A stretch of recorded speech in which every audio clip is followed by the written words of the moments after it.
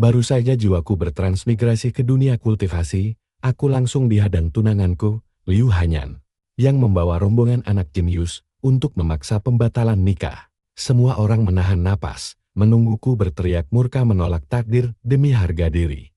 Namun, aku hanya tersenyum santai dan berucap lirih, "Oke, aku setuju." Lalu aku melambaikan tangan kepada tunanganku yang angkuh itu serta para pengikutnya. "Silakan pergi. Hidangan ini tidak layak untuk kalian." Seketika itu juga, para murid keluargaku terlihat kaget setengah mati. Mata mereka penuh ketidakpercayaan dan kebingungan. Sementara Liu Hanyan yang sombong dan kelompok jeniusnya malah mengerutkan kening. Bingung, karena segalanya di luar dugaan. Dipermalukan di depan umum, karena pertunangan dibatalkan. Tapi aku sama sekali tidak marah. Sama sekali tidak. Aku merelakannya begitu saja tanpa beban. Mereka pun mati kutu karena kehilangan alasan untuk merendahkanku. Skenario mereka berantakan total, tapi mau bagaimana lagi? Setelah bertransmigrasi, aku baru menyadari kenyataan pahit bahwa meski menyandang status sebagai tuan muda gelar hebat itu, hanyalah kedok bagi seorang sampah tingkat 2 pelatihan Qi. Sedangkan Liu Hanyan adalah jenius kultivasi luar biasa yang sudah mencapai tingkat 4. Dia bisa dengan mudah menghancurkanku menjadi debu. Apalagi aku hanyalah pemuda model yang bahkan tidak tega membunuh semut. Menghadapi drama pembatalan nikah yang sudah direncanakan ini, aku hanya bisa mengalah dan mengikuti arus. Jangan bicara soal nama besar keluargaku. Di hadapan Sekte Xuantian yang menyokong Liu Hanyan, keluarga besarku ini tak lebih dari seekor semut di kaki gunung yang menjulang tinggi. Setelah menimbang untung ruginya, berpura-pura mengalah adalah pilihan paling bijak. Sumpah serapah sombong di dunia kultivasi nyata ini hanyalah tiket cepat menuju kematian. Liu Hanyan tertegun sejenak. Matanya yang indah menatapku tajam seraya bertanya, "Apa maksud dari kata oke tadi, Dek?" Jantungku berdegup kencang. Aku sadar baru saja keceplosan gaya bahasa duniaku.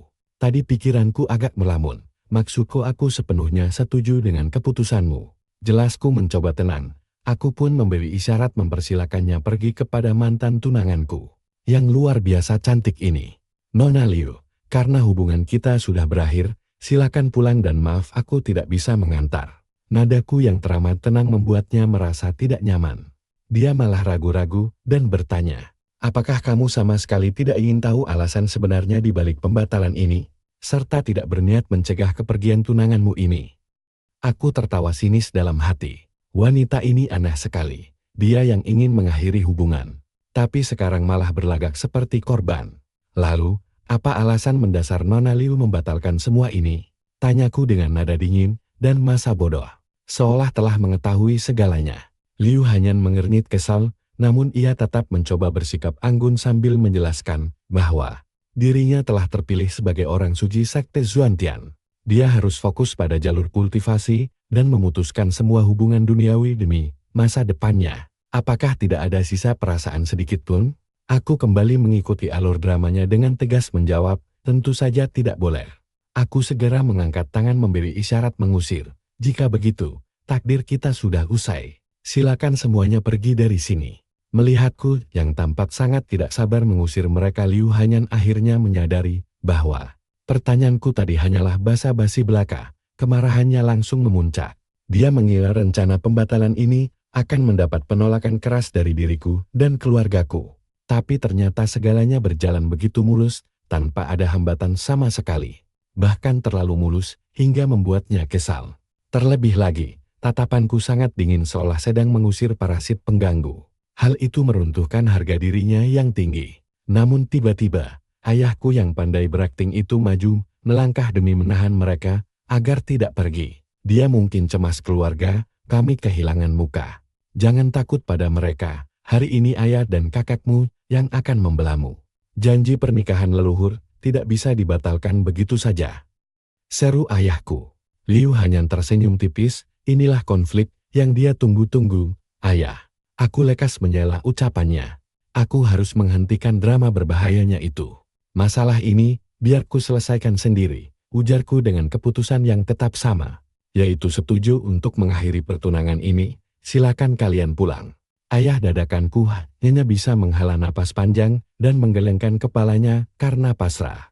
Jangan berpikir pura-pura tidak peduli bisa mengubah keputusanku. Liu Hanyan bersikeras tidak mau pergi dan terus mengomel. Namun aku langsung memotongnya dengan dingin, "Nona Liu, silakan pergi." Dia sangat murka hingga tidak bisa berkata-kata dan menunjukku dengan gemetar. "Hari ini, kamu setuju batal tunang. Awas saja kalau menyesal nanti." Kalimat ancamannya itu terdengar lucu. "Aku tahu diri tidak pantas untukmu, jadi buat apa menyesal? Silakan pergi," jawabku santai sambil menguap lebar. Kupikir ucapan itu biasa saja, tapi ternyata terdengar sangat menyakitkan bagi harga diri Liu. "Hanyan baik, berani sekali kamu bersikap seperti itu padaku. Pertunangan ini batal ku hapus." Ucapnya menantang, semua orang terbelalak heran, bukankah dia datang untuk membatalkan hubungan? Mengapa sekarang malah berubah pikiran secara mendadak? Trik yang hebat, tuan muda. Seorang pria perlahan melangkah maju sambil bertepuk tangan. "Strategi tarik ulurmu ini rupanya berhasil mengelabui adik seperguruanku." Mendengar itu, Liu Hanyan tersadar dari lamunannya, merapikan rambutnya yang sedikit berantakan, dan kembali memasang ekspresi angkuhnya. "Aku hampir saja terjebak oleh permainan katamu," ucapnya dingin. Bahkan ayah dadakanku pun ikut mengangguk setuju bahwa taktikku barusan sangat hebat. Aku hanya tertawa geli mendengar ucapan mereka, lalu berkata pada pria tadi, "Ya, kalian benar sekali, aku memang sedang tarik ulur. Karena kalian sudah tahu rahasia kecilku ini, sekarang silakan kalian pergi dari sini." Liu Hanyan kembali dibuat meradang, karena setiap ucapanku bernada mengusir. "Hanyan, dia kan sudah setuju batal nikah. Kita sudah berhasil, mengapa harus meladeni sampah ini lagi?" Bujuk pemuda tadi, sambil menarik tangan Liu Hanyan. Semua orang paham bahwa semakin aku tidak memedulikannya, dia justru semakin penasaran. Jika diteruskan, jangankan membatalkan nikah, dia mungkin malah akan menginap di sini. "Lin Yuan, berani sekali kamu. Ingat ya, pernikahan kita tidak akan kubatalkan," teriak Liu Hanyan saat diseret paksa oleh saudara seperguruannya. Aku pun berseru mengejarnya, "Nona Liu, kamu itu calon orang suci sekte, jangan ingkar janji. Hubungan kita sudah berakhir." "Tidak, aku tidak setuju. Surat nikah kami masih ada padaku," sahutnya dari kejauhan. Suaranya perlahan menghilang. Aku berdiri termangu sambil memegang dagu dan bergumam sendiri. "Jadi pertunangan kami ini sebenarnya sudah batal atau belum?" "Sudahlah, lupakan dulu masalah itu." Aku memandangi cincin hitam kuno di jariku. Menurut alur aslinya, benda inilah biang keroknya. Cincin misterius yang telah menghambat bakat kultivasi tubuh ini selama bertahun-tahun. Tanpa ragu, aku langsung melepas dan membuangnya ke semak-semak. Tubuhku aslinya adalah wadah genius, tanpa cincin penghisap energi ini. Aku pasti bisa segera menembus tingkat 4, namun lingkungan rumahku kurang mendukung. Kecepatan kultivasi di sini jauh tertinggal dibanding sekte pegunungan suci. Aku pun memutuskan pergi meninggalkan kediaman keluarga Lin demi bergabung ke sekte terkuat di dunia, sekte Zuantian. Di sana, aku berguru pada seorang wanita berparas luar biasa cantik dan anggun. Dia bahkan menjabat sebagai wakil ketua sekte kami, bernama Mo Yue. Kebetulan sekali, dia juga guru dari Liu Hanyan. "Meski usiamu agak terlambat, bakatmu sangat bagus. Aku akan menjadikanmu murid langsung ke-9. Ucapnya di aula utama sekte di depan murid lainnya. Aku menoleh ke arah 8 kakak seperguruanku. Astaga, selain kakak pertama dan kedua di barisan depan, 6 orang lainnya adalah mereka yang ikut melabrak rumahku waktu itu. Liu Hanyan yang berdiri di sudut terus menatapku tajam. Aku tahu kami pasti bertemu lagi, tapi tidak kusangka kami malah berakhir di sekte dan guru yang sama. "Guru, tusuk kondi burung Phoenix ini sangat cocok dengan keanggunanmu. Semoga kau berkenan menerimanya," ucapku seraya menyerahkan hadiah perkenalan yang kuambil dari cincin penyimpananku. Guru menerimanya dengan senang hati, lalu berbalik menatap murid yang lain. "Kakak ke-7, tolong ajak Hanyan untuk mengantar adik ke-9 kalian ke kediamannya. Dan bantu dia membiasakan diri di sini," perintah guru pada 2 murid perempuannya. "Baik, guru," jawab Liu Hanyan, dan murid muda itu serentak sebelum guru kami pergi meninggalkan aula. Aku segera memberi salam perkenalan kepada semua kakak seperguruan sambil membagikan hadiah berharga dari cincinku. Sebagai pewaris keluarga kaya, aku tidak kekurangan emas. Membelanjakan sedikit harta demi menjalin hubungan baik tentu sangat sepadan. Setelah menerima hadiah dariku, sikap mereka langsung melunak. Adik Lin sungguh pengertian sekali. Sebenarnya saat berkunjung kemarin, aku sudah tahu kalau kamu ini pemuda berbakat. Puji salah satu dari mereka. Bahkan ada yang menimpali bahwa aku dan Liu Hanyan terlihat sangat serasi. Aduh, mereka boleh bicara apa saja, asalkan jangan menjodohkanku. Aku serasi dengannya. Tidak mungkin. Aku langsung menepisnya cepat. Kakak bercanda, aku dan kakak Liu, bagai bumi dan langit. Mana mungkin aku layak bersanding dengannya. Liu Hanyan, yang berada di urutan ke-8, langsung menarik paksa jubahku keluar ruang aula dengan wajah kesal. Guru menyuruhku dan kakak ke-7 untuk menyiapkan kamarmu, cepat ikut. Ucapnya judes. Kakak kelima yang bernama Yiad juga ikut menemani kami. Dialah pria yang menarik paksa Liu Hanyan di rumahku tempo hari. Firasatku mengatakan bahwa dia menaruh hati pada Liu Hanyan dan hubungan mereka pasti tidak biasa.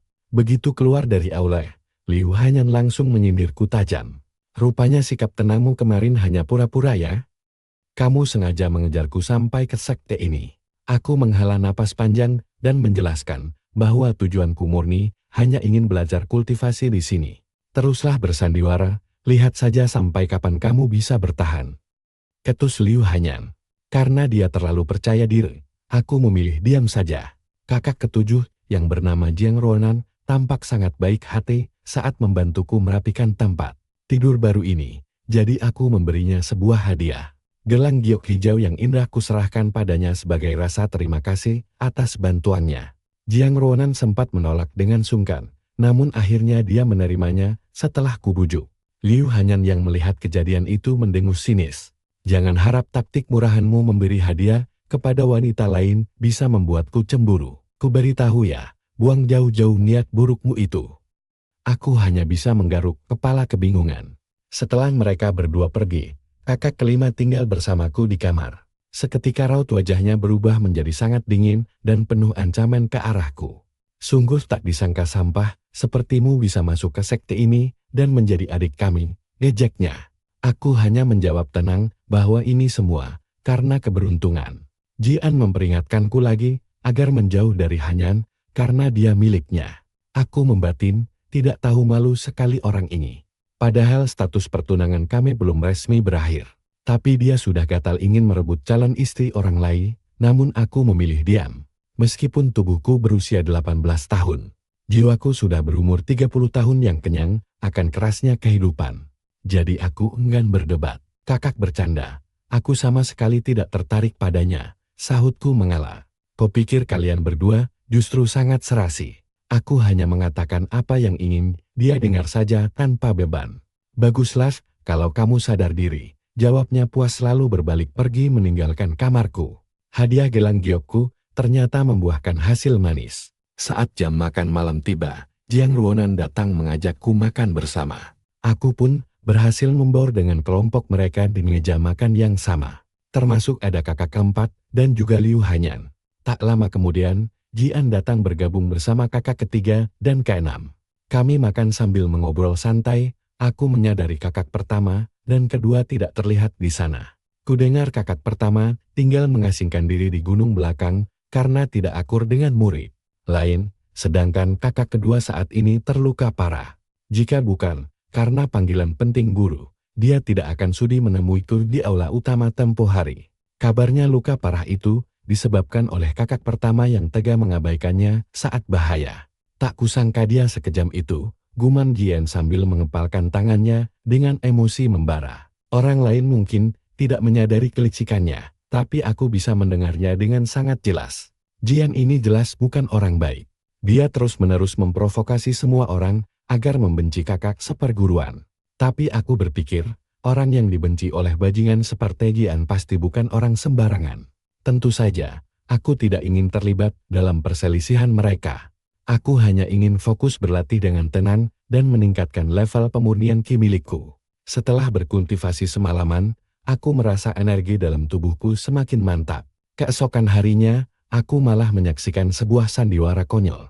Tiba-tiba, Jian sengaja menjatuhkan dirinya ke tanah, lalu menunjuk kakak seperguruan dan memfitnahnya. Kakak seperguruan, aku hanya berteman baik dengan para saudari seperguruan. Kenapa kau tega berbuat kejam padaku? Tidak lama kemudian, Liu Hanyan, kakak seperguruan keempat, dan yang lainnya datang sambil memapah kakak seperguruan kedua. Mereka tepat melihat Jian terkapar di tanah. Kakak seperguruan, kenapa kau merundung adik seperguruan kelima lagi? Benar, terakhir kali kau merundungnya. Hukuman dari guru yang menyuruhmu tinggal sendirian di gunung belakang ternyata belum cukup. Melihat situasi itu, murid-murid lain langsung menyudutkan kakak seperguruan. Sementara itu, kakak seperguruan hanya mengepalkan tangannya erat-erat, mengatur napas, dan menahan amarahnya dalam diam tanpa membantah sedikit pun. Sepertinya dia sudah terlalu sering difitnah hingga terbiasa, makanya dia malas membela diri. Aku pun membuang muka, lalu pergi diam-diam tanpa berniat mencampuri urusan mereka.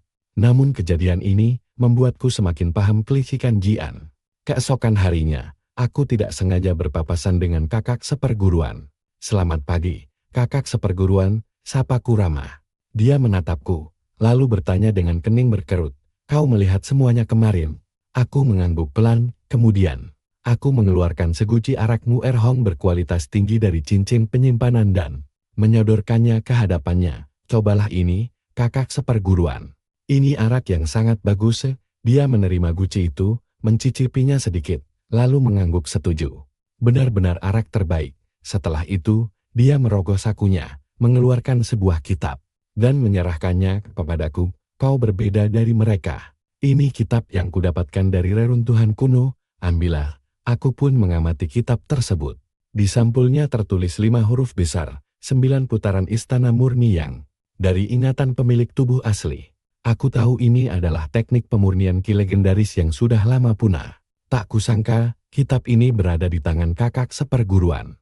Sebenarnya, aku sudah lama menduga dia menyimpan rahasia berharga. Kalau tidak mana mungkin Jian terus-menerus mengincarnya. Setelah berbincang singkat, kami pun berpisah. Sejak hari itu, aku mulai melatih teknik ini secara diam-diam. Pemilik tubuh ini sebenarnya adalah jenius pemurnian ki yang luar biasa. Bahkan melampaui bakat si gadis suci Liu Hanyan. Hanya saja terhambat oleh cincin hitam misterius itu. Berkat teknik 9 putaran istana murni yang hanya dalam waktu setengah bulan aku berhasil menembus tingkat 3 pemurnian ki. Di saat yang sama, hubunganku dengan Jiang Ruonan juga semakin akrab. Melalui obrolan santai, aku baru tahu bahwa dia adalah seorang putri dari dinasti Jiang yang dibawa ke sekte Xuantian. Kepribadian kami yang santai membuat kami sangat cocok dan bisa membicarakan apa saja. Hehe, saat sedang senggang, aku suka memandangi Jiang Ruonan yang sedang berlatih pedang sambil tersenyum sendiri. Aku belum pernah pacaran dengan seorang putri raja. Jadi aku penasaran bagaimana rasanya. Tiba-tiba saja, aku berinisiatif untuk mendekatinya. Aku mendarat tepat di sisi Jiang Ruonan dan mulai memainkan tarian pedang ganda bersamanya. Kami bergerak sangat kompak seolah bisa saling membaca pikiran. Lewat tatapan mata, seakan ada ribuan kata yang tersampaikan. Sementara gerakan pedang kami berpadu indah dengan penuh kemesraan. Tarian pedang ganda ini terasa seperti ungkapan perasaan kami yang mendalam. Namun, teriakan lantang memanggil namaku, Lin Yuan, tiba-tiba memecah keheningan. Aku menghentikan pedangku dan berbalik. Mendapati Liu Hanyan datang bersama kakak seperguruan kedua. Liu Hanyan melangkah cepat ke arah kami dengan wajah yang merah padam karena marah. Dengan gusar, dia menarik lengan bajuku menjauh dari Jiang Ruonan, lalu berbisik tajam di telingaku. Bisa tidak kau menjaga jarak? Dia langsung menyalahkanku begitu bicara. Aku tertawa sinis dalam hati, lalu membalas ketus, kakak seperguruan Liu. Apakah kau sedang cemburu? Tidak kan? Tentu saja tidak. Liu Hanyan meremas jarinya sendiri dengan wajah yang langsung memerah. Tampak sekali dia salah tingkah. Jangan lupa kau itu masih bertunangan denganku. Bantahnya keras kepala. Aku mendengus, bukankah kita sudah membatalkan pertunangan itu? Belum. Serunya bersikeras menyangkal kenyataan. Kau sendiri yang datang ke rumahku untuk membatalkannya. Semua orang di sekte bisa jadi saksi. Kataku mengingatkan kejadian hari itu. Aku tidak peduli, surat pertunangannya masih ada padaku. Jawabnya egois. Aku benar-benar heran dengan jalan pikiran Liu Hanyan. Jelas-jelas dia yang membatalkannya, tapi sekarang malah ingkar janji. Kau ini gadis suci Sekte Zuantian, bagaimana bisa bersikap pelin-pelan seperti ini? Tanyaku dengan nada mendesak. Tak disangka, Liu Hanyan justru menjawab dengan sangat percaya diri. Memangnya kenapa, kalau aku ingkar janji? Aku langsung bungkam dibuatnya. Sementara dia mengangkat kepalanya dengan sombong layaknya pemenang.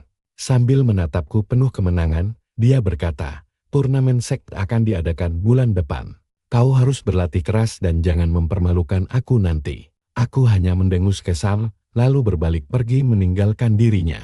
Beberapa hari berlalu dengan cepat. Dan kini, aku kembali disuguhi tontonan menarik yang berbeda dari biasanya. Penontonnya bukan cuma aku saja. Lama tidak berjumpa, kakak seperguruan. Ucap Jian yang tiba-tiba muncul lagi untuk memicu keributan.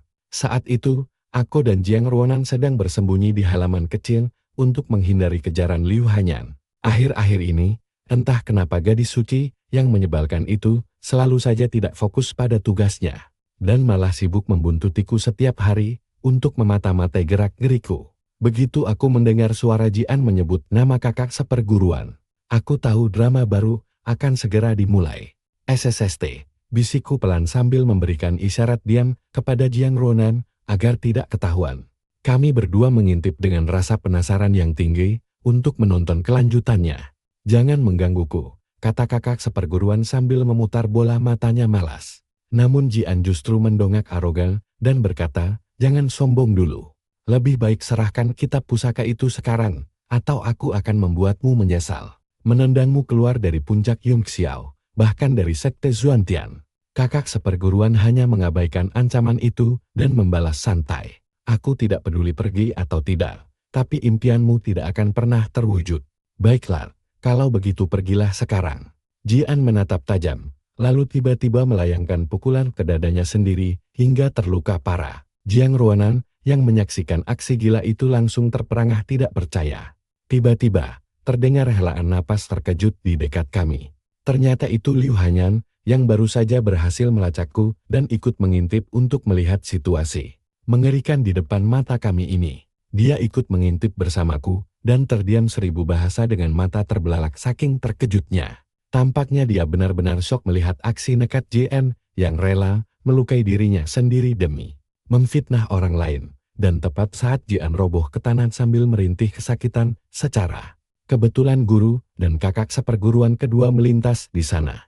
Mereka selalu muncul tepat waktu setiap kali JN melancarkan aksi liciknya. Jian, apa yang terjadi padamu? Tanya guru dengan dahi berkerut cemas guru. Kakak seperguruan berniat membunuhku. Fitnah Jian dengan licik. Mendengar tuduhan itu, guru menatap dingin ke arah kakak seperguruan dengan nada bicara yang menusuk. Anian, kenapa kau ingin membunuh Jian? Dia bilang dia membenciku, jadi dia langsung menyerangku tanpa ampun. Sela Jian dengan cepat. Kakak seperguruan kedua pun segera memapah Jian berdiri. Kakak seperguruan, kejam sekali kau mencoba membunuh saudaramu sendiri. Pantas saja dulu kau membiarkanku begitu saja saat bahaya. Seru kakak seperguruan kedua kesal. Guru pun kembali membentak dengan murka. Murid durhaka. Apa pembelaanmu? Kakak seperguruan hanya tersenyum kecut dan menjawab datar. Aku tidak punya penjelasan apapun. Kurang ajar. Teriak guru yang langsung tersulut emosi sambil menunjuk ke arah tebing penyesalan. Pergilah ke sana dan renungkan kesalahanmu. Jangan berani pergi tanpa izin dariku.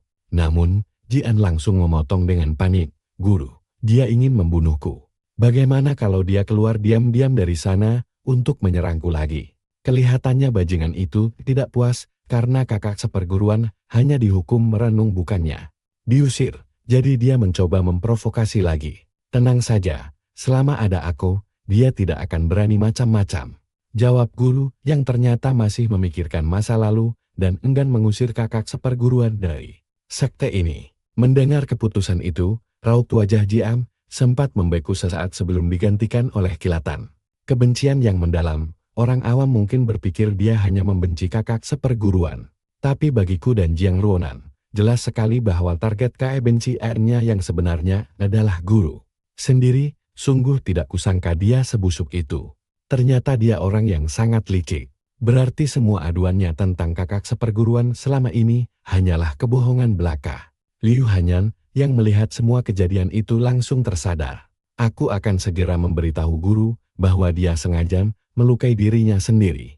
Dia pun berniat berdiri untuk menemui guru. Namun, aku segera menarik tangannya untuk mencegahnya pergi. Kakak seperguruan Liu, apakah menurutmu guru akan mempercayaimu begitu saja? Tanyaku menahan diri. Dia sempat tertegun sejenak sebelum menghentakkan kakinya kesal. Jangan panggil aku begitu lagi. Panggil saja namaku langsung. Fokusnya malah mendadak berubah ke hal yang tidak penting. Aku sengaja mengabaikan permintaannya dan melanjutkan pembicaraan. Kakak seperguruan Liu, apa kau tidak melihat bahwa kakak seperguruan sama sekali tidak membela diri? Tahukah kau alasannya? Bukannya sudah kubilang jangan panggil aku begitu? Keluhnya cemberut. Namun aku tidak peduli. Itu karena dia sudah terlanjur kecewa. Mungkin dulu dia pernah mencoba menjelaskan semuanya, tapi guru tidak pernah mau mendengarkan. Aku menghela napas panjang, lalu bergumam sedih. Masalah ini sudah menumpuk terlalu lama. Kejadian seperti ini pasti sering dialaminya. Jiang Ruonan yang mendengar itu mengangguk setuju dan berbisik pelan menceritakan kisah lama. Dulu Jian selalu memfitnah kakak seperguruan, dan semua orang langsung mempercayainya begitu saja. Apalagi kau, kakak seperguruan kedua, dan guru adalah yang paling sering menyalahkannya. Padahal sejak awal, aku merasa ada yang aneh dengan tuduhan sepihak itu. Lanjut Jiang Ruonan membuat suasana menjadi hening. Mendengar dirinya disinggung, Liu Hanyan langsung meremas ujung bajunya dengan wajah memerah karena malu dan menyesal. Waktu itu aku memang terlalu bodoh, karena mempercayai omongannya. Bisik Liu Hanyan sedih. Aku pun memanfaatkan momen ini untuk bertanya, coba ingat lagi. Apakah pembatalan tunangan kita dulu juga karena hasutan dari Jian? Dia tertegun sejenak seolah teringat sesuatu, lalu mengangguk cepat dengan mata terbelalak. Benar. Jian selalu membisikkan bahwa kau tidak pantas bersamaku dan pernikahan kita hanya akan mempermalukan sekte. Ada penyesalan mendalam di wajahnya, namun aku tidak berniat menghiburnya. Aku segera memotong ucapannya, kau juga tidak sepenuhnya tidak bersalah dalam hal ini. Dia langsung bungkam mendengar sindiranku. Bagaimanapun, keputusan akhir tetap ada di tangannya meski dihasut oleh Jian. Namun, aku melunakkan suaraku. Tapi tindakanmu membatalkan pertunangan itu sebenarnya juga tidak sepenuhnya salah. Membatalkan pertunangan karena tidak cocok itu wajar saja. Tapi kesalahan besarmu adalah mempermalukan keluargaku dengan melakukannya di depan umum. Padahal kita bisa membicarakannya baik-baik secara pribadi. Wajah Liu Hanyan semakin memerah karena malu setelah mendengar kata-kataku. Dia pun buru-buru mengalihkan pembicaraan untuk menutupi rasa malunya. Sambil menarik pelan lengan bajuku tanpa kangkuhannya yang biasa, dia berbisik, "Laru, kenapa kau melarangku membongkar kebohongan Jian untuk membersihkan nama kakak seperguruan?" Aku menatapnya serius dan menjawab, "Guru dan kakak seperguruan kedua sudah terlalu berprasangka buruk padanya. Penjelasanmu tidak akan mempan sekarang. Mereka hanya mempercayai apa yang baru saja mereka lihat. Percayalah, meskipun kita bertiga bersaksi bersama, itu tidak akan mengubah keputusan mereka. Terlebih lagi, apakah kalian tidak merasa ada yang aneh dengan Jian? Aku curiga kedatangannya ke sekte ini memiliki tujuan terselubung yang berbahaya. Jika kita bertindak gegabah tanpa bukti kuat, kita hanya akan membuat musuh waspada." Liu Hanyan akhirnya tersenyum kecut dan menyetujui analisisku. Sifat aslinya memang cukup polos dan mudah diyakinkan oleh alasan yang logis. Terlebih setelah dia menyadari kemunafikan Jian dan kebutaan dari gurunya sendiri, yang tidak bisa membedakan mana yang benar dan salah. Di matanya saat ini, hanya akulah satu-satunya orang yang bisa dia percayai sepenuhnya. Akhirnya, kami bertiga sepakat untuk merahasiakan kejadian ini terlebih dahulu. Malam harinya, aku pergi secara diam-diam menuju tebing penyesalan untuk menemui kakak seperguruan. Di sana, kakak seperguruan sedang duduk santai di atas batu sambil membakar ayam hutan. Dia tidak tampak terkejut melihat kedatanganku dan menyapa ramah. "Aku tahu kau pasti akan datang menemuiku." Aku tersenyum lalu mengeluarkan 10 guci arak Muerhon untuk kami nikmati bersama malam itu. Ternyata sejak bergabung 2 tahun lalu, Jian selalu mencari cara untuk menjatuhkannya.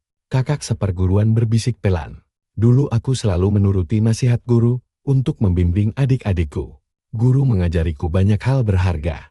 Namun dia lupa mengajariku cara menghadapi kelicikan seorang penjahat bermuka dua. Aku selalu saja mengalah. Saat membahas masa lalu, kakak seperguruan tertua menghela napas sedih. Dia bilang aku sebenarnya adalah calon penerus tahta ketua sek. Tapi setelah 2 tahun terakhir ini, takdirnya dengan sekte Zuantian harus selesai. Aku langsung paham apa makna tersirat di balik ucapan pasrahnya itu. Aku tahu hatinya hancur, karena guru, kakak kedua, dan Liu Hanyan. Mustahil dia mau bertahan di sekte Zuantian. Sejak melihat sorot matanya yang dingin saat difitnah oleh Jian, aku yakin dia akan pergi. Tanpa basa-basi, aku langsung bertanya kapan dia berencana untuk pergi. Dia berpikir sejenak, lalu menjawab mantap bahwa dia baru pergi setelah membantu sekte melenyapkan. Jika jawaban ini sudah kuprediksi. Jika bukan karena menahan amarah yang terpendam, dia pasti sudah pergi sejak dulu. Siapa juga yang mau bertahan menahan penderitaan tidak adil ini? Langkah selanjutnya, Jian pasti mengincarmu. Pembicaraan tiba-tiba beralih kepadaku. Jian menyembunyikan kekuatan aslinya. Aku curiga dia bersekutu dengan sekte iblis. Kamu harus sangat waspada. Aku sangat setuju dengan ucapan kakak tertua. Sambil mengangguk aku menjawab bahwa aku bisa berpura-pura lemah. Jika dia memprovokasiku dan merasa bosan, dia tidak akan menyentuhku. Mendengar ini, kakak tertua tersenyum sambil mengangguk. Dia bilang aku punya taktik cerdik. Saat Liu Hanyan meminta pembatalan tunangan dulu, aku langsung setuju tanpa membantah. Semua orang menyebutku si pengecut tak berguna. Perlu sejak saat itu, dia tahu aku tidak biasa. Tahu kapan harus mengalah, pandai bersabar, dan menyembunyikan kemampuan. Orang seperti inilah yang bisa sukses besar. Dia mengaku dulu tidak paham, tapi setelah dijebak Jian selama 2 tahun, dia baru menyadari betapa dalamnya pemikiranku. Dia juga melihat bakat kultivasi energiku sangat luar biasa, bahkan jauh lebih unggul. Apalagi guru semakin pikun dan kacau. Tampaknya masa depan sekte Zuantian ditakdirkan jatuh ke tanganku. Ketua sekte lama sudah bertahun-tahun bertapa tanpa kabar. Ada rumor yang menyebut dia sebenarnya sudah naik kayangan menjadi dewa. Kakak-kakak seperguruanku adalah murid dengan tingkat kultivasi yang paling tinggi. Jabatan ketua sekte berikutnya mungkin jatuh ke tangan guru kami. Dan kelak pasti akan dipilih dari kami 9 bersaudara. Obrolan ini memang ada benarnya, tapi bagiku, terlalu cepat untuk membahas apakah aku yang akan memimpin sekte Zuantian di masa depan. Keesokan harinya, dia benar-benar datang mencari masalah denganku. Begitu kami berpapasan, sudut bibirnya terangkat tipis.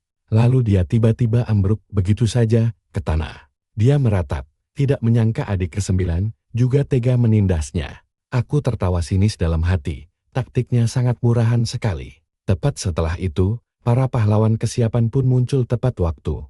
Berani sekali kamu tidak menghormati seniormu, sungguh tidak tahu aturan. Kakak seperguruan kedua, Liang Xuangxu, adalah orang pertama yang menghadangku sambil memaki tanpa jeda. Lin Yuan dan Liu Hanyan juga langsung mendekat, menatapku dengan sorot mata penuh amarah yang menyala-nyala tajam. Aku sudah tahu kamu jago bersandiwara, baru beberapa hari masuk sekte. Topangmu sudah terbuka lebar. Jiang Ruonan mendengus dingin dari belakang. Ikut memaki bahwa dia telah salah menilaiku dan memintaku jangan pernah mengajaknya bicara lagi. Melihat para perempuan itu membelanya, senyum Jian makin lebar, tampak sangat puas diri. Dia sama sekali tidak tahu kalau Jiang Ruonan dan Liu Hanyan diam-diam mengedipkan mata kepadaku. Saat memarahiku tadi, aku pun langsung memasang wajah memelas dan meminta maaf berulang kali kepada Jian, lalu menemuinya secara rahasia untuk menyerahkan sumber daya spiritual yang baru saja kuperoleh. Aku meminta maaf sambil tersenyum ramah agar dia mau memaafkanku. Melihat sikap patuhku itu, dia tersenyum puas dan memuji bahwa aku sangat tahu diri serta cerdas. Terlihat jelas sekali kalau dia sekarang sudah mulai mengendurkan kewaspadaannya terhadapku.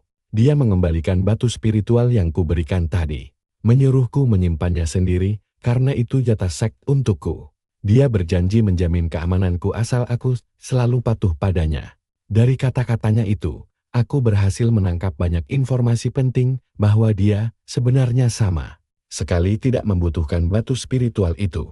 Omongan sombong seperti itu bahkan tidak berani diucapkan oleh guru kami sendiri. Dari sini, Aku mendegu level kultivasi asli JA, sudah mencapai ranah ke-8, setengah dewa.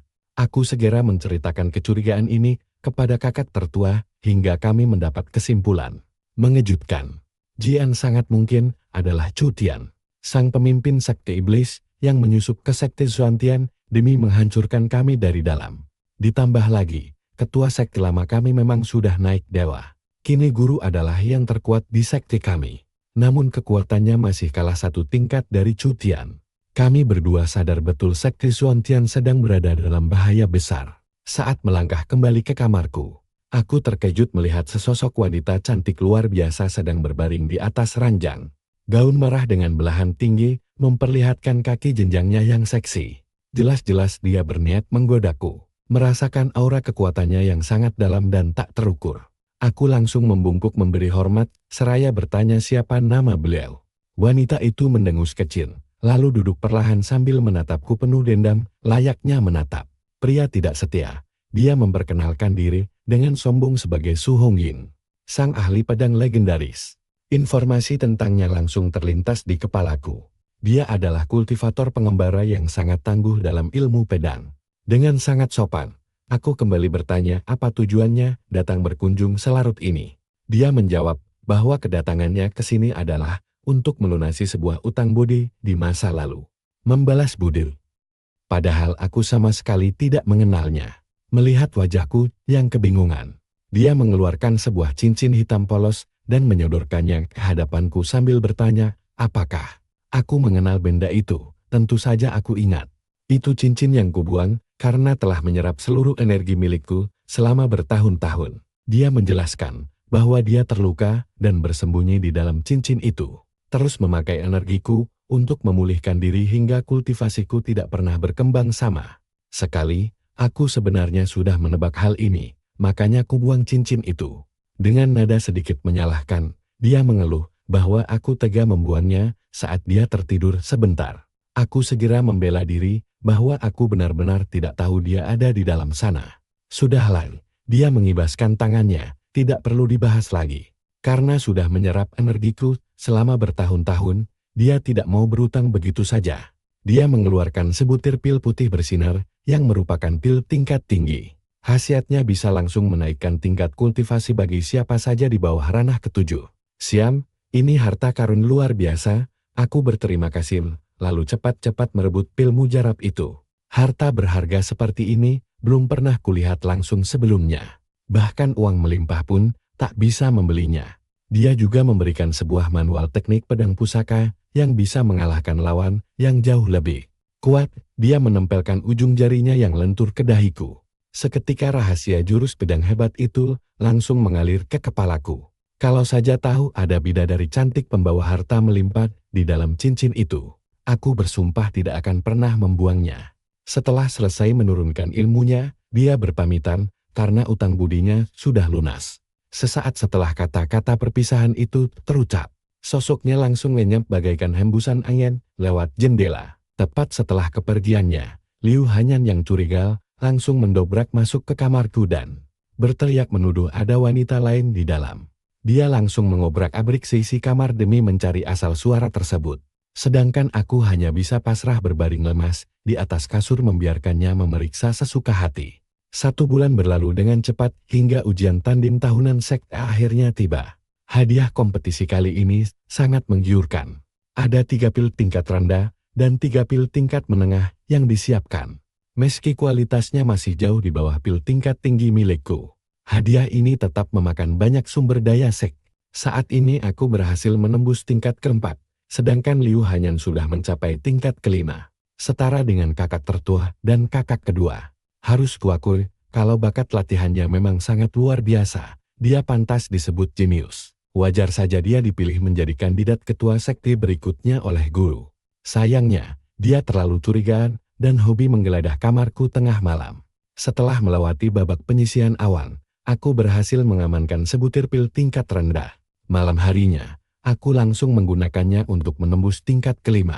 Tidak ada yang menduga murid baru sepertiku bisa lolos ke babak utama perebutan pil tingkat menengah keesokan harinya. Hanya ada 6 orang yang bertanding di babak ini.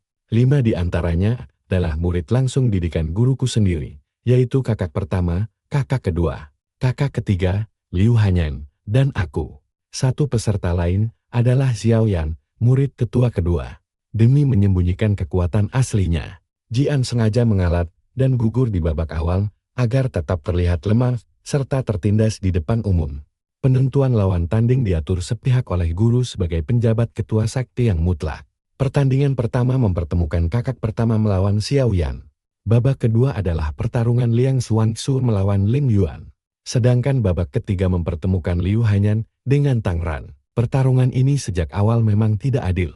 Siapa yang kuat dia yang menang.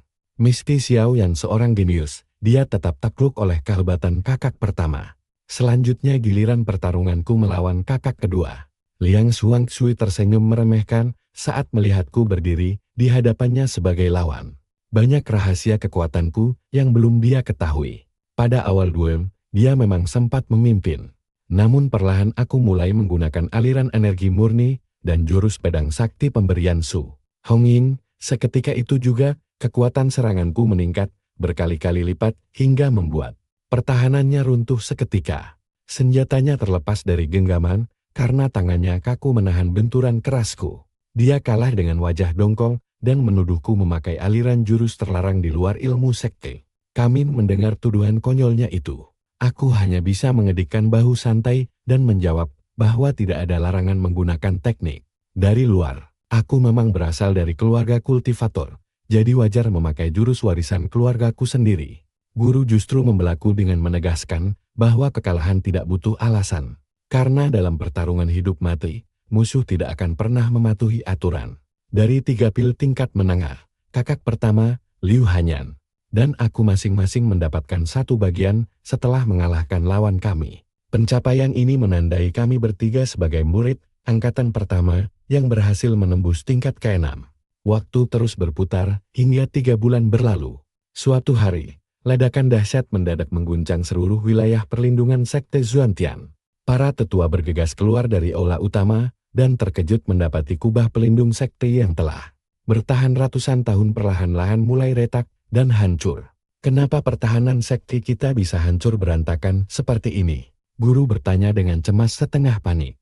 Seorang murid tiba-tiba datang mengendarai pedang terbang dan memberi kabar buruk bahwa ada salah. Satu murid langsung guru yang mencuri lencana ketua sakti demi menyusup dan merusak segel energi inti di dalam perpustakaan suci. Mendengar itu, guru panik meraba pinggangnya dan menyadari lencana miliknya telah raib. Dia mendadak teringat momen manis saat memeluk erat murid kesayangannya yang sedang murung.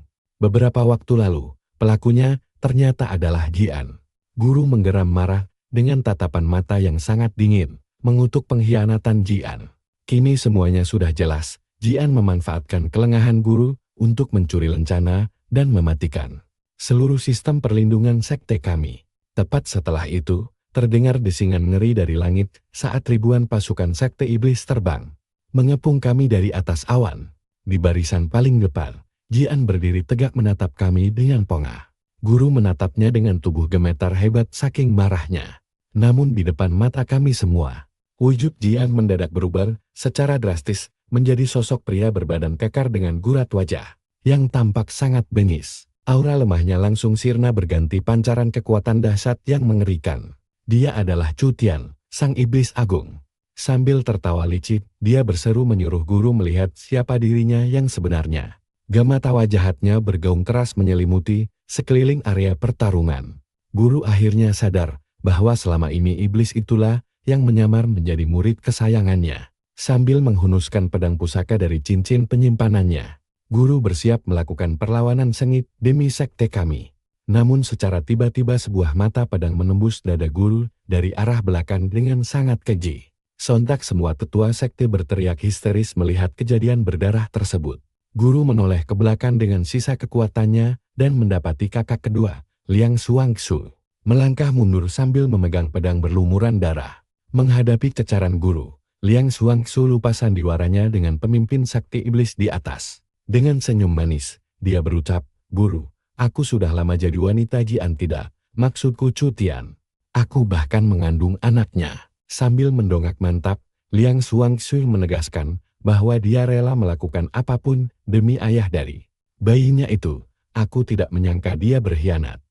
Murid durhaka, berani-beraninya menyerang gurumu, teriak Tetua Agung murka, lalu menerjangnya. Sekali hantam, Liang Xuangshui terpental kembali ke aula. Di langit, Zhu Tian melihatnya tanpa berkedip, hanya menyeringai dingin menonton kekacauan ini. Dia bahkan mengejek guru Mo Yue. Mo Yue, kau memang buta. Aku cuma pura-pura menderita, tapi kau langsung menghukum Xian Nian, menyuruhnya berlutut, dan membuangnya ke gunung belakang. Orang sepertimu tidak pantas jadi penjabat pemimpin sekte Xuantian. Setiap kalimat itu menusuk dada Mo Yue, menyadarkannya bahwa selama ini Jian hanya bersandiwara. Ternyata, bajingan itu terus memfitnah murid pertamanya, Xian Nian. Sementara dia sendiri berulang kali menyalahkannya. Anian, guru bersalah kepadamu. Mo Yue menatap tebing penyesalan, teringat tatapan dingin Xian Nian, dan baru sadar betapa bodohnya dia selama ini. Berukak, Mo Yue amruk seketika. Tetua kedua langsung memeriksa nadinya dan berteriak panik, gawat. Penjabat pemimpin sekte sudah tiada. Melihat kematian itu, pemimpin sekte iblis menyeringai puas. Menatap rendah seluruh sekte Xuantian sambil tertawa terbahak-bahak dengan angkuhnya. Mo Yue sudah tewas, si tua bangka itu juga sudah naik surga. Formasi pelindung runtuh, dan mereka kehilangan pemimpin, waktunya hancur. Pasukan iblis, sarang. Ratakan sekte Xuantian tanpa sisa. Teriak sang pemimpin sekte iblis yang merasa di atas angin. Dia pikir kemenangan sudah di tangan. Namun tiba-tiba, dari puncak gunung sebelah, ribuan kultivator terbang mengendarai pedang. Bersirah lengkap dengan pedang pusaka, mereka memancarkan aura membunuh yang pekat. Dan tebak, siapa pemimpin pasukan elit ini? Aku, adik seperguruan 9 yang selalu dia remehkan. Di belakangku, tidak hanya para tetua yang ikut bergerak, tapi juga murid elit seperti Tang Ran, Xian Nian, dan Xiao Yan. Bahkan ada Liu Hanyan, kakak seperguruan 4 Jiang Ruonan. Hingga sang dewa pedang Su Hongying, kami semua tampak sudah sangat siap. Begitu melihat Liu Hanyan, Jiang Ruonan, dan kakak seperguruan lainnya, firasat Zhu Tian langsung memburuk. Biasanya mereka selalu memujanya, tapi kenapa sekarang malah memihakku? Di saat yang sama, Tetua Agung dan Tetua kedua di bawah juga bangkit kembali. Mereka mencabut pedang dan menunjuk ke langit, meneriakkan perintah tempur untuk melibas musuh. Seketika, ribuan kultivator terbang memenuhi angkasa. Isu bahwa sekte Xuantian kehilangan arah ternyata salah besar. Kami sama sekali tidak selemah yang mereka duga. Para murid membentuk formasi tempur rapi di bawah komando tetua. Sementara pasukan elit yang kupimpin langsung menerjang ke arahnya. Formasi pelindung sekte yang tadinya hancur perlahan aktif kembali dan menutup rapat. Sial, musuh baru sadar kalau mereka telah masuk jebakan kami. Pemimpin sekte iblis langsung panik. Meski kehilangan pemimpin sekte, kekuatan tempur kami masih utuh. Terlebih lagi, dengan aktifnya formasi pelindung ini, tak ada yang bisa keluar masuk secara bebas. Jika pasukan iblis kalah, tak satu pun dari mereka bisa kabur hidup-hidup, termasuk dirinya sendiri. Ini benar-benar strategi menjebak harimau dalam kandang. Jantungku berdegup kencang karena kegirangan. Setelah sekian lama menyusun rencana matang, detik-detik pertempuran penentu ini akhirnya tiba juga. Kami sengaja memancing seluruh pasukan iblis masuk ke sini. Begitu formasi pelindung aktif, mereka terkunci rapat. Hebatnya lagi, formasi ini menekan kultivasi musuh hingga kekuatan tempur mereka anjlok minimal 30%. Sejak Jian menghasut pembatalan pertunanganku dengan Liu Hanyan dulu, aku sudah bersabar sekian lama. Akhirnya, perang penentu ini dimulai. Bagaimana aku tidak bersemangat? Tanpa membuang waktu, aku dan Dewa Pedang Su Hongying langsung melesat mengincar si pemimpin sekte iblis. Meski aku baru di ranah tingkat 7, sedangkan dia tingkat 8. Aku punya jurus 9 putaran energi murni. Energi murniku sangat dahsyat dan menjadi kelemahan telak kultivator iblis. Ditambah teknik pedang tiada tanding dari Su Hongying serta bantuannya. Kalau aku sampai gagal menebas bajingan ini, aku rela makan kotoran. Setelah beberapa babak sengit di udara, tubuh Zhu Tian mulai melepuh terpanggang energiku. Kerutan di dahinya makin dalam. Sialan, tak kusangka kau menyembunyikan kekuatan sehebat ini. Pasti Xian Nian yang mewariskan jurus murni itu padamu. Baru tahu sekarang? Sudah terlambat, kakek Pelt. Aku langsung memaki si tua bangka yang menyamar jadi pemuda demi mencari simpati ini. Berani-beraninya, dia menyusup ke sekte kami, memanggil Mo Yue sebagai guru, dan berlagak lemah demi dikasihani, sungguh tak tahu malu. Wajah si tua bangka itu merah pada menahan amarah. Hari ini juga, aku akan membantaimu. Teriaknya murka. Kalimat klis itu rasanya familiar sekali di telingaku. Ah, lupakan saja. Aku dan Su Hongying terus membombardirnya tanpa ampun. Dengan ketajaman pedang Su Hongying dan tebasan murniku, si iblis itu menjerit kesakitan bagai babi hutan. Sadar dirinya terpojok, dia mencoba melarikan diri. Aku langsung mengejarnya sambil terus memaki. Hai tua bangka, mau lari kemana? Dasar pengikut, apa ibumu tahu kelakuanmu? Ya, makian selanjutnya terlalu kasar untuk diucapkan keras-keras. Karena formasi pelindung sekte sudah mengurungnya rapat, Chu Jian tak punya jalan keluar. Akhirnya, di puncak gunung yang sunyi, pedang Su Hongying menebas dan menembus dadanya hingga tewas seketika. Astaga, kenapa kau merebut mangsaku? Aku kalah cepat, selangkah dari Su Hongying. Jelas aku tidak terima. Segera ku cabut pedangnya, lalu kutusukkan pedangku sendiri ke dada mayat itu. Nah, sekarang akulah yang membunuhnya. Dan posisi pemimpin sekte Xuantian yang baru pasti akan jatuh ke tanganku. Su Hongying hanya bisa memutar bola matanya melihat kelakuanku.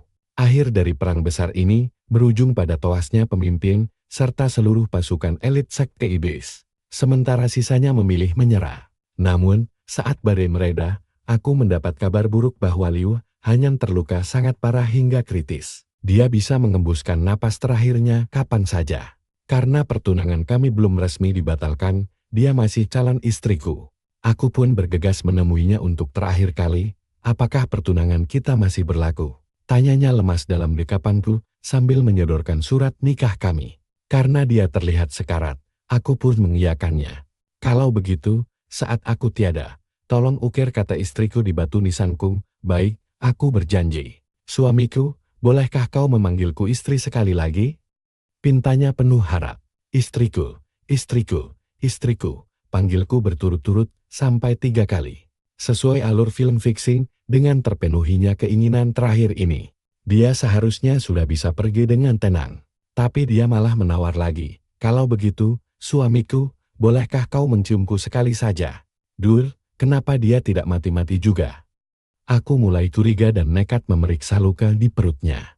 Tapi begitu kusentuh, lukanya malah langsung menutup sempurna. Liu Hanyan langsung melompat berdiri, merapikan pakaiannya yang terbuka, lalu mengedipkan mata dengan jahil. Kau sendiri yang bilang pertunangan kita sar dan memanggilku istriku. Jangan coba-coba ingkar janji, ya. Aku hanya bisa melongo. Berani-beraninya dia pura-pura sekarat hanya demi mengerjaiku.